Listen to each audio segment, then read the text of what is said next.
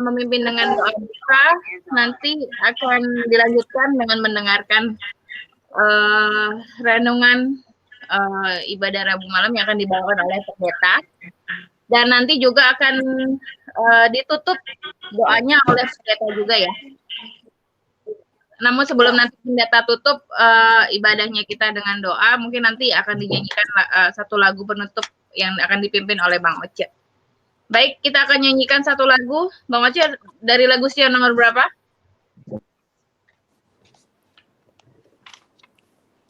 (287). Berapa? 287. Satu saja aku ingini daripadamu ya Tuhan. Oke, semua ayat? Nggak usah, 2 ayat aja, nanti 2 penutupnya. Biar pendek-pendek.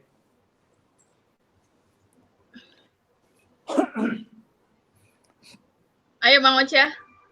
Satu saja ku ingini daripadamu ya Tuhan. Sama-sama. Satu saja ku ingini daripadamu ya Tuhan.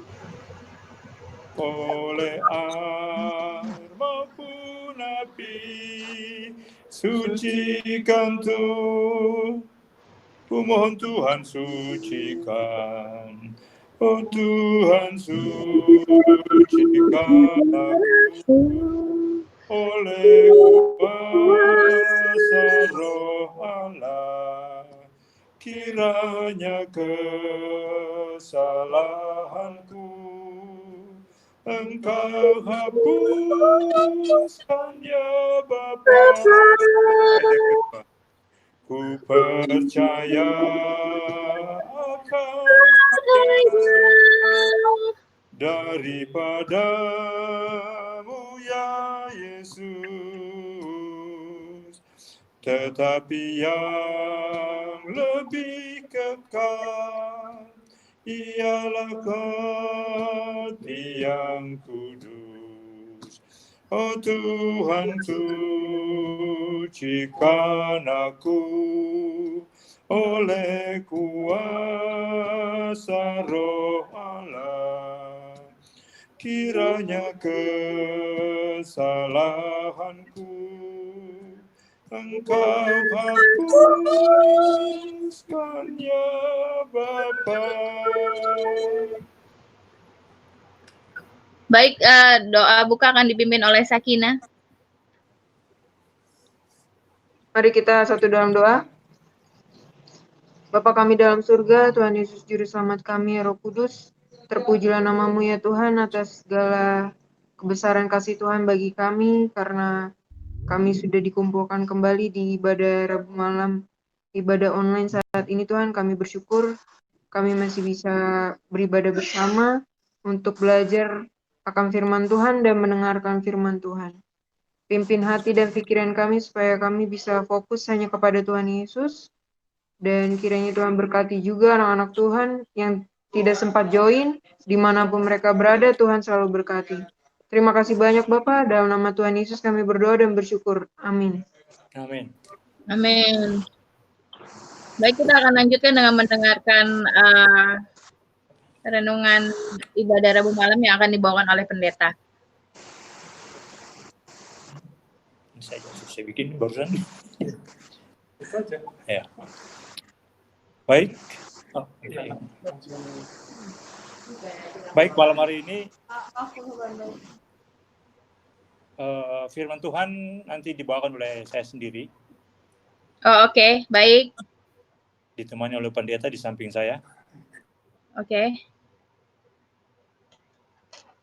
Ini ada doa khusus ya, permintaan doa, malam permintaan doa kita ya.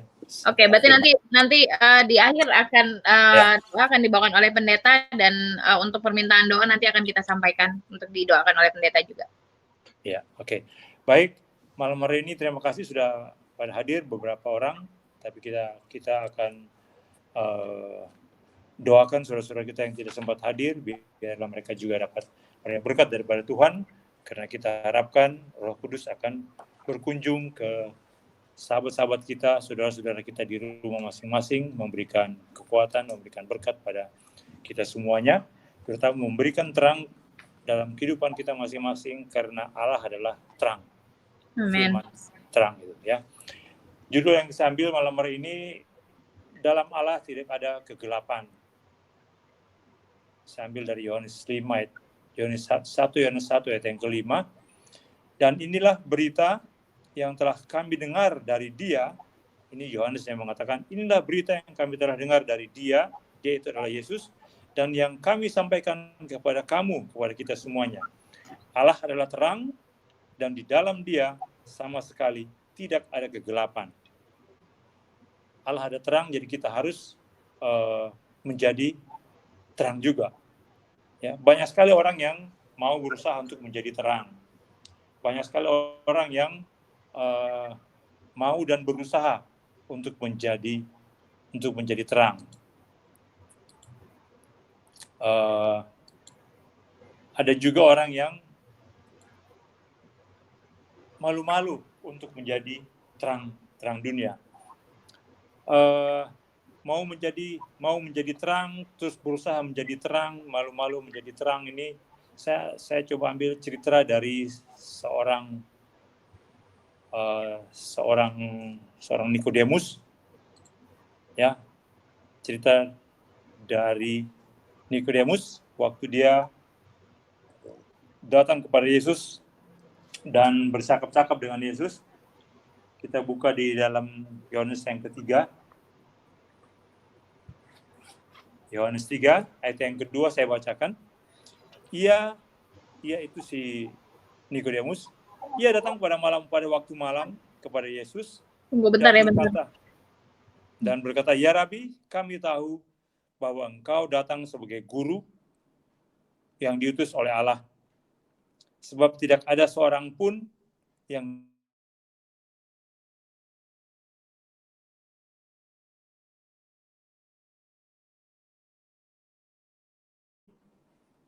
Nikodemus, saya katakan bahwa dia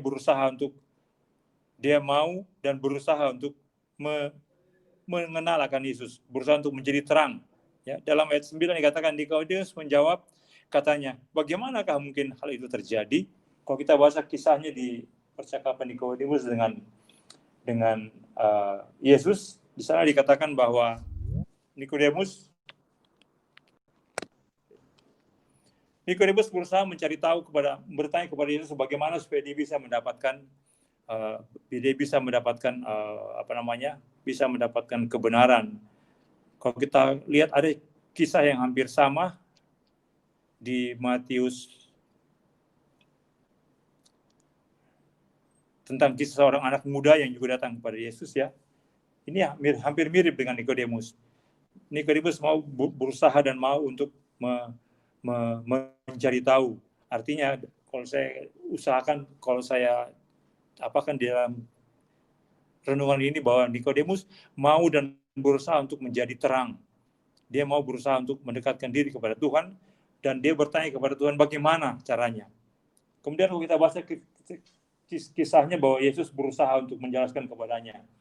Dan Yesus mengatakan kepadanya bahwa aku berkata kepadamu, sesungguhnya jika seorang tidak dilahirkan kembali, ia tidak dapat melihat kerajaan Allah. Ya, jadi keinginan tahuan dari Yohanes ini, dari Nikodemus ini, berusaha untuk, saya artikan bahwa dia berusaha untuk mau menjadi terang juga bagi orang lain. Kalau kita baca terus kisahnya, di sana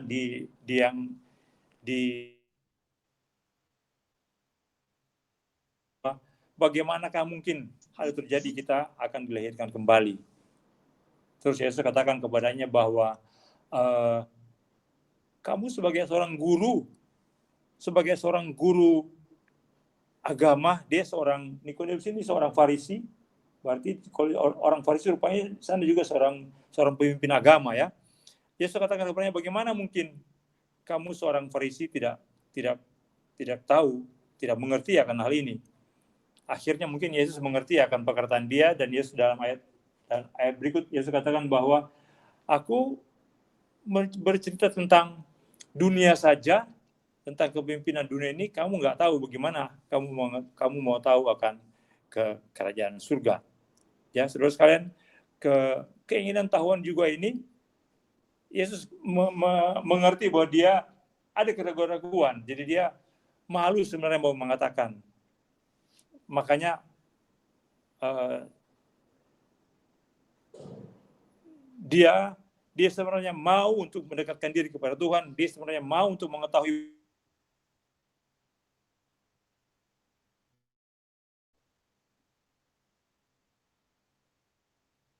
malu untuk diketahui oleh orang bahwa dia mau bertemu dengan Yesus.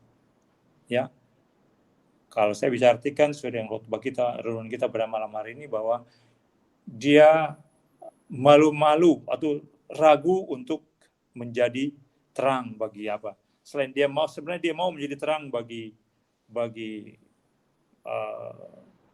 orang lain.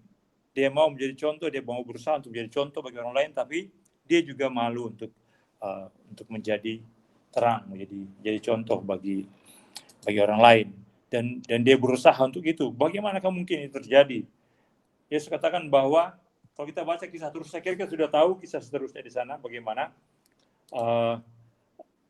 dia datang pada malam hari ini menyatakan bahwa dia malu, dia ragu-ragu untuk menjadi seorang anak Allah. Dan Yesus katakan kepadanya bahwa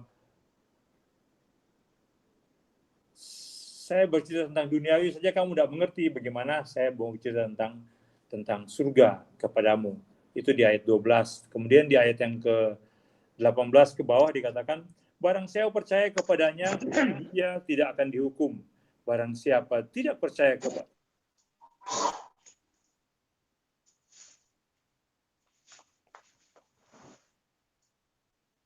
bahwa inilah hukuman itu, terang telah datang ke dalam dunia, tetapi manusia lebih menyukai kegelapan daripada terang, sebab perbuatan-perbuatan mereka adalah jahat. Ayat 20 dikatakan bahwa sebab barang siapa berbuat jahat membenci terang, dan ia tidak datang, dan terang itu tidak akan datang kepadanya, supaya dan tidak datang kepada terang itu tidak nampak. Ayat ke-21, tapi barang siapa yang melakukan terang itu, ia datang kepada terang, supaya menjadi nyata bahwa perbuatan-perbuatannya yang dilakukannya adalah di dalam Allah. Jadi saudara-saudara sekalian, malam hari ini kita mau bicarakan bagaimana kita supaya bisa menjadi terang. Kita nggak perlu berusaha, kita nggak perlu untuk malu-malu untuk datang menjadi terang, karena kita mengetahui bahwa terang itu sudah ada sebenarnya di dalam dunia ini, dan kitalah dapat saya katakan juga bahwa kitalah terang itu, kitalah yang harus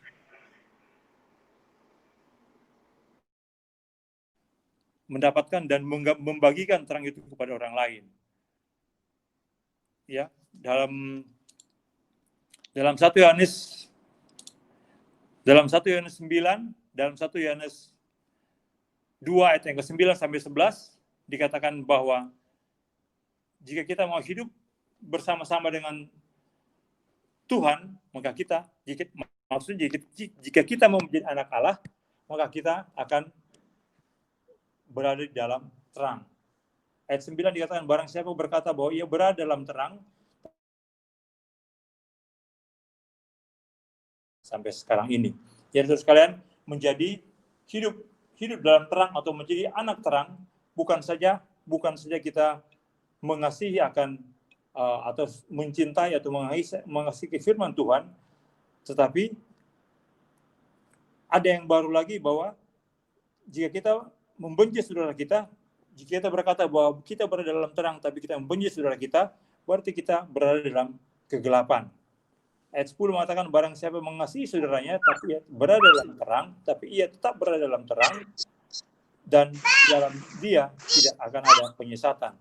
Jadi jika kita mengatakan bahwa kita anak Allah, kita adalah anak terang, tapi kita tidak mencintai saudara kita, di situ dikatakan bahwa kita berada dalam kegelapan. Dan kalau kita mengasihi saudara kita, berarti kita berada dalam sesuatu keadaan di mana kita tidak membawa sesat kepada orang lain.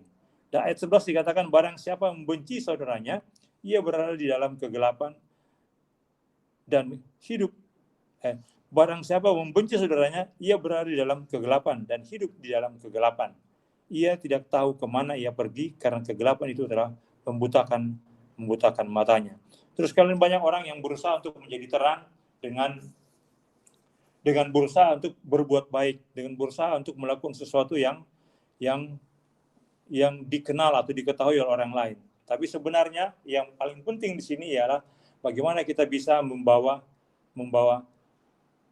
terang itu kepada orang lain. Yang terang itu sebenarnya adalah firman Tuhan, agar orang lain dapat mengenal kita dari perbuatan-perbuatan kita.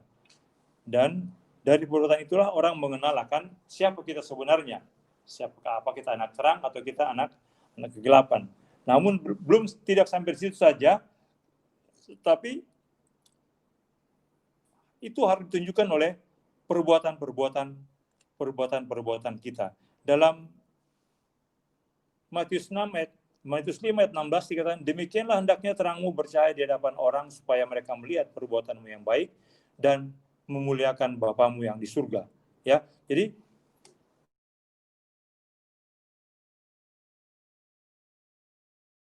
sudah membawa Tuhan di dalam terang itu, dan orang lain akan melihat bahwa perbuatan kita yang membawakan terang itu akan memuliakan Bapa kita di surga, dan orang lain akan mengenal tentu siapa Bapa kita di surga.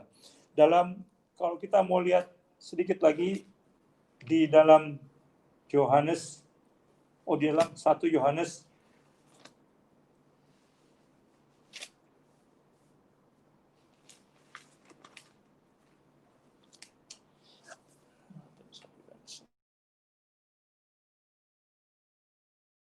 Yohanes 2 ayat yang ke-6 dikatakan, barang siapa mengatakan bahwa ia ada dalam dia, ia wajib hidup sama seperti dia. Jadi saudara sekalian, kita bukan hanya mau berusaha untuk menjadi terang kepada orang lain, tapi kita juga harus berusaha untuk hidup seperti terang itu sendiri. Kalau kita anak-anak terang, berarti kita akan hidup seperti Bapa. Bapa itu adalah Allah. Allah ada terang. Jadi kalau kita mengatakan bahwa kita adalah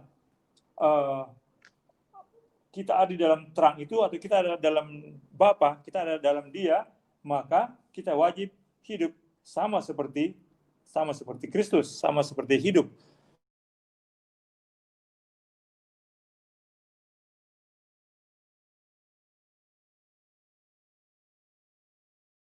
Bapa, sama seperti Rasul Paulus katakan bahwa terang yang dia bawa itu adalah terang yang sudah dikatakan kepada Tuhan, kepada kita. Artinya Yesus menerima terang dari Allah Bapa, kemudian Yesus membagikan terang itu kepada kita semua sebagai manusia yang terang sebagai anak Allah, anak terang, dan kita sebagai anak terang ini harus membagikan terang itu kepada orang lain juga. Dengan apa? Dengan perbuatan. Dalam 1 Yohanes 2 ayat yang ke-9 dikatakan, barang siapa berkata bahwa ia berada di dalam terang, tetapi ia membenci saudaranya, ia berada di dalam kegelapan sampai sekarang ini. Tadi sudah bacakan akan ayat itu. Jadi berusahalah kita selalu, selain berusaha untuk menjadi terang dengan perbuatan kita, kita juga harus berusaha menjadi terang, yaitu hidup sesuai dengan terang itu sendiri. Hidup dalam Kristus.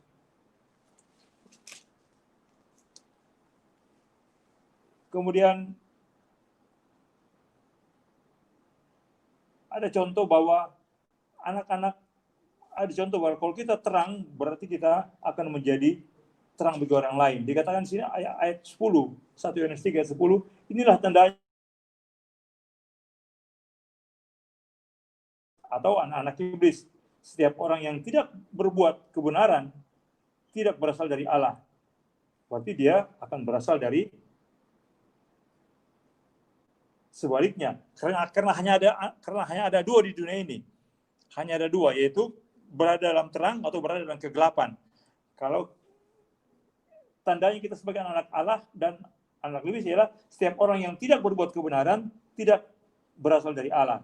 Demikian juga yang barang siapa yang tidak mengasihi saudaranya, ia tidak berasal dari Allah. Tapi kalau kita merasa kita anak terang dan kita berasal dari Allah, maka segala perbuatan kita akan mengikuti adalah firman Allah sendiri. Setiap orang yang membenci saudaranya, ini dikatakan bahwa dipertegas lagi bahwa setiap orang yang membenci saudaranya adalah seorang pembunuh manusia. Itu dalam 1 Yohanes 3 ayat 15. Dan kamu tahu bahwa tidak seorang pun pembunuh yang tetap memiliki hidup yang kekal di dalam dirinya. Jadi menjadi seorang anak terang adalah harus hidup sesuai dengan terang itu sendiri, yaitu hidup dengan firman yang sudah diberitakan. Dan firman itulah terang itu. Kalau kita tidak menjadi anak terang, berarti kita tidak akan memiliki hidup kekal dalam diri kita. Itu yang disampaikan oleh firman ini. Dan yang paling terakhir, ayat yang saya mau berikan adalah masih sampai dari Yohanes 3 ayat yang ke-15, bahwa yang ke-18, anak-anakku, marilah kita mengasihi bukan dengan perkataan atau dengan perbuatan atau dengan lidah, tetapi dengan perbuatan dan dalam kebenaran. Jadi sekali kalau kita mau menjadi hidup di dalam terang, atau kita mau menjadi terang, tidak perlu kita berusaha atau tidak perlu kita malu-malu